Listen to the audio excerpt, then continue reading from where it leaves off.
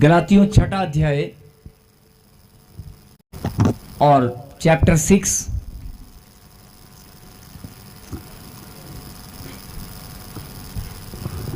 गलातियों 6 अध्याय और पढ़ेंगे 7 और 8 को। लेकिन वचन में जाने से पहले मैं आपका ध्यान एक बात पर केंद्रित करना चाहता हूं। ध्यान से सुने, ध्यान से, हालेलुया। सब लोग ध्यान से सुने। आप परमेश्वर को अपना जीवन दे चुके हैं। आप परमेश्वर को अपना मुक्तिदाता, उद्धारकर्ता, जीवित परमेश्वर मानते हैं। आपने अपना जीवन परमेश्वर को समर्पित कर दिया है और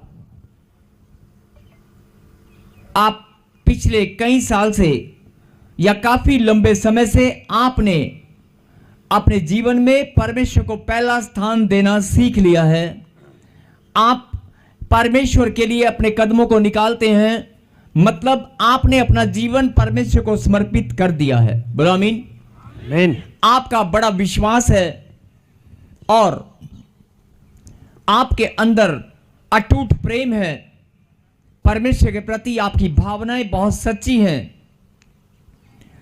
लेकिन उसके बाद भी अगर परमेश्वर के प्रति आपकी भावनाएं सच्ची हैं, आपका समर्पण सच्चा है और आप अपने अधिकार को भी जानते हैं कि मैं परमेश्वर की संतान हूं, मैं परमेश्वर का बेटा हूं, और अपने अधिकार को जानने के बाद भी आप अपने अधिकार को जानने के बाद भी आप आंसू बहाते हैं।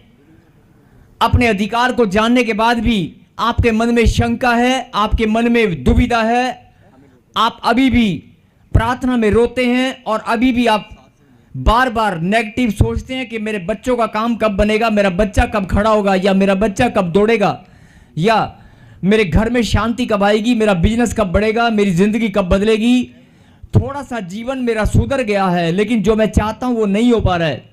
मन में सवाल कहीं ना कहीं घूमते रहते हैं। अगर आपके मन में कोई दुविधा या सवाल घूम रहे हैं तो प्लीज मैं आप सबसे विनती करता हूं कि अपनी आत्मा में आप झांक कर देखें, अपनी कमजोरी को आप चेक करके देखें कि कहीं आप कमजोर तो नहीं है, कहीं आप परमेश्वर से दूरियां तो नहीं बनाकर बैठे हैं। क्योंकि अगर आप जानते हैं कि परमेश्वर की मैं संतान हूं, अगर आप जानते हैं और आपकी आत्मा इस बात की गवाही देती है कि मैं परमेश्वर की संतान हूं, मेरे पास अधिकार है पुत्र होने का, मैं बेटा हूं परमेश्वर का, अगर आप इस बात को जानते हैं तो क्या परमेश्वर नहीं जानते हैं कि ये मेरा बेटा है, ये मेरी बेटी है। आप अपने बच्चों को रोते हुए, टूटते हुए, तकलीफ में, बीमारी में नहीं देख सकते। अपने रिश्तों में अपने माता पिता को, अपने भाई बहनों को नहीं देख सकते। तो परमेश्वर भी, अगर आप उसकी संतान हैं, अगर आपका रिश्ता परमेश्वर के साथ है, तो परमेश्वर भी आपको टूटते हुए, बिखरते हुए कैसे देख सकते हैं? वो भी नहीं देख सकता। कहीं हालेलुया। हालेलुया। ऊंची बात से कहीं हालेलुया। हालेलुया।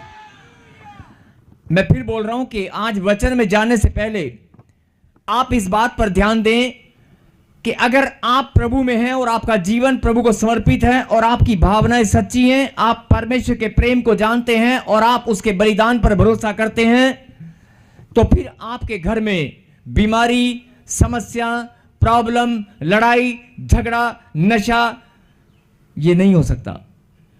अगर अभी भी और आपके मन में शंका और दुविधाएं तो बिल्कुल नहीं हो सकती। और अगर शंका और दुविधा आपके मन में और सवाल आपके मन में है कि मेरा काम कब बनेगा, मेरा काम कब बनेगा, मेरा वीजा कब लगेगा, मेरी चंगाई कब आएगी, मेरी बढ़ोतरी कब होगी, अगर आपके मन में सवाल है, आपके मन में दुविधा है, तो उस दुविधा को दूर करें और आज वचन को सुने। जो वचन परमेश्वर ने आपके लिए भेजा है, जरा ध्यान से सुने। हालेलुया। 6 का 7, गलातियों की किताब 6 का 7 और 8 को पढ़ेंगे। 6 का 7। धोखा ना खाओ, धोखा ना खाओ, परमेश्वर ठट्ठों में नहीं उड़ाया जाता, परमेश्वर ठट्ठों में नहीं उड़ाया जाता, क्योंकि मनुष्य जो कुछ बोता है क्योंकि मनुष्य जो कुछ बोता है वही काटेगा। वही काटेगा। क्योंकि जो अपने शरीर के लिए बोता है, एक मिनट फिर से रिपीट कर साथ को, धोखा ना खाओ, धोखा ना खाओ, परमेश्वर ठट्टों में नहीं उड़ाया जाता। परमेश्वर ठट्ठों में नहीं उड़ाया जाता। क्योंकि मनुष्य जो कुछ बोता है क्योंकि मनुष्य जो कुछ बोता है वही काटेगा। वही काटेगा। साफ साफ परमेश्वर के वचन में लिखा कि जो कुछ मनुष्य बोएगा वही काटेगा। बोलो आमीन। अभी तक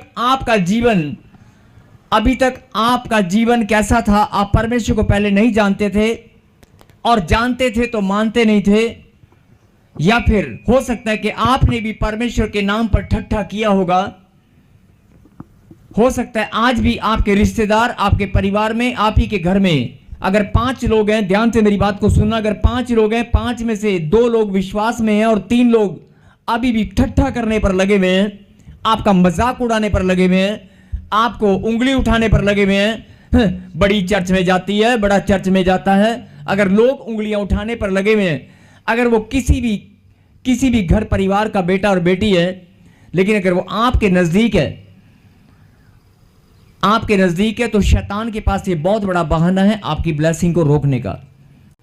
आप उन ठट्ठों में कमजोर हो जाते हैं जब कोई मजाक उड़ाता है, जब कोई नाम धराई करता है, आपके ऊपर उंगलियां उठाता है कि तुझे आशीष नहीं मिली, तेरा काम नहीं बना, तू तो बड़ा सीना फुलाकर चर्च में गई थी, बड़ा सीना फुलाकर चर्च में गया था कि मेरे को वहां आशीष मिलेगी, मेरे लिए चमत्कार होगा, लेकिन तूने जो रास्ता तूने बनाया है, अपनाया है, उसमें तुझे आशीष नहीं मिली। जब आपके घर के लोग, आपके ही परिवार के लोग ताना मारते हैं या ताना नहीं भी मारते, लेकिन आपको दूसरी नजर से देखते हैं, शंका भरी नजर से, या कई लोग घृणा की नजर से देखते हैं, घृणा करते हैं कई लोग कि ये इसने अपना रास्ता बदल दिया है, ये हमसे दूर हो गया है। लेकिन आप उस परिवार में अगर आप हैं और आपके साथ कोई घृणा कर रहा है, आपको कोई उंगली उठा रहा है, कोई नाम धराई कर रहा है, कोई ठट्ठा कर रहा है, तो आप क्या करते हैं मालूम है? आप ज्यादा से ज्यादा लोग क्या करते हैं? रोना शुरू कर देते हैं, और रोकर प्रार्थनाओं में भी रोते हैं, और रोकर क्या बोलते हैं मालूम है? हे रब्बा, मैं तो तेरी बेटियां, मेरे ते दया कर, मैं बहुत लंबे समय से तेरे पास आ रही हूं, मेरा काम नहीं बना, उल्टा मुझे आशीष अभी तक नहीं मिली, लेकिन मेरे ही परिवार के लोग, मेरे ही भाई बहन, मेरे ही रिश्तेदार मुझे ताना मारते हैं। परमेश्वर, आप रो रो कर प्रार्थना करते हैं, क्योंकि वो ताना आपको कमजोर बनाता है। वो डायलॉग, वो जो भी ठट्ठा लोग करते हैं, जो ठट्ठा करते हैं, मजाक उड़ाते हैं परमेश्वर का, वो लोग जब आपको बोलते हैं तो आप अपने आप को कमजोर महसूस करते हैं। और अगर आप कमजोर महसूस भी नहीं करते तो भी आपके मन में विचार जरूर आएगा, आपके मन में विचार आएगा कि हाँ, ये जो भाई उंगली मुझ पर उठा रहा है, इसका जवाब मुझे देना, मैं कैसे दूं, मुझे समझ नहीं आ रहा है। आप अपने आप को कमजोर महसूस करना शुरू कर देते हैं, और ये आपकी कमजोरी की सबसे बड़ी निशानी है।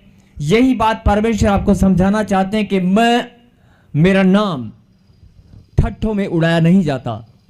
धोखा मत खाओ। अगर वो धोखा मत खाओ का मतलब है कि अगर कोई तुम्हें परमेश्वर के बारे में नेगेटिव बोलता है या परमेश्वर को नहीं मानता, उसको बोलो सीधा कि भाई अगर तू मानता है तो ठीक, नहीं मानता तो भी ठीक है, मैं तेरे लिए प्रार्थना करूंगी, मैं तेरे लिए प्रार्थना करूंगा, लेकिन तू मेरी प्रार्थना में बाधा नहीं बनेगा। और होता क्या है, जब कोई ठट्ठा उड़ाता है, जब कोई डायलॉग मारता है, या जब कोई उंगली उठाता है, ताना मारता है, या आपसे आपकी ब्लेसिंग के बारे में पूछता है, क्या हुआ, बच्चा नहीं हुआ, बच्चा ठीक नहीं हुआ, वीजा नहीं लगा, जब कोई ताना मारता है तो आप अंदर ही अंदर रोना शुरू कर देते हैं, या नेगेटिव थॉट्स आपके अंदर आ जाते हैं और अपने आप को कमजोर महसूस करते हैं। यही बात परमेश्वर आपको समझाना चाहते हैं कि ये समय है, जो होना था हो चुका, अब समय है, ये वर्ष परमेश्वर ने आपकी ब्लेसिंग के लिए ठहरा दिया है।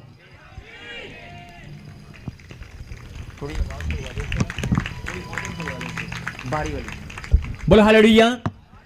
ये वर्ष परमेश्वर ने आपकी ब्लेसिंग के लिए ठहरा दिया है।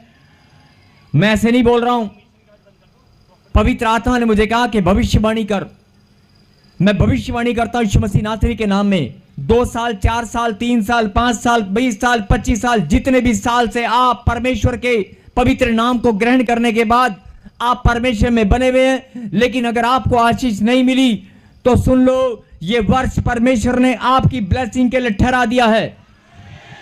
2025 में ही आपको चंगाई मिलेगी, 2025 में ही परमेश्वर आपके मस्तक को ऊंचा करेगा, 2025 में आपकी गवाहियां बनेंगी।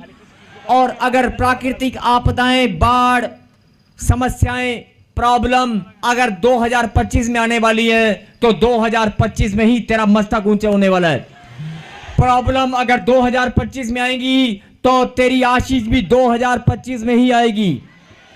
और अगर परखने की बात है तो भेड़ और बकरियां अपने आप अलग होने वाली हैं। बोल हालेलुया। हालेलुया। अब आपको देखना है कि आप भेड़ है कि बकरी। अगर आप परमेश्वर के ज्ञान को अच्छे से अपने अंदर समेट कर रखे हैं, आप वचन के बारे में प्रभु के वचन के बारे में अच्छे से जानते हैं, अगर आपने उसके बलिदान पर ईमान रखा है, उसके बलिदान पर, उसके खून के कतरे कतरे पर, उसके खून के कतरे कतरे पर आपका भरोसा है कि एक एक कतरा मेरे लिए बहाया गया है। 2025 साल पहले यीशु मसीह ने मेरे और मेरे परिवार के लिए, मेरे घराने के लिए, मेरे देश के लिए, पूरी मानव जाति के लिए अपने लहू को बहाया है। Yes. खून का Amen. कतरा कतरा उसने मेरे लिए बहाया है। यस। मेरे पीछे कहें, परमेश्वर परमेश्वर मैं धन्यवाद करता हूं, पवित्र लहू का एक एक कतरा मेरे लिए बहाया गया है। मैं धन्यवाद करता हूं। कहें आमीन। अगर आप कमजोर हैं तो जैसे ही आप इस लाइन को बोलेंगे, आपको अपने आप ही एक बल मिलेगा, खुदा की सामर्थ आपके पास आएगी। जो लोग अपने आप को कमजोर महसूस करते हैं, साथ की साथ घोषणा करना, अरे परमेश्वर ने मेरे लिए लहू बहाया है, परमेश्वर ने मेरे लिए लहू बहाकर सूली पर जान दी है। और आप बोल देना कि परमेश्वर मैं धन्यवाद करता हूं। जैसे ही आप धन्यवाद करेंगे, जैसे ही मुंह से आप निकालेंगे, जो शैतान आपकी ब्लेसिंग को रोक कर बैठा हुआ ना, वो भागता हुआ नजर आएगा।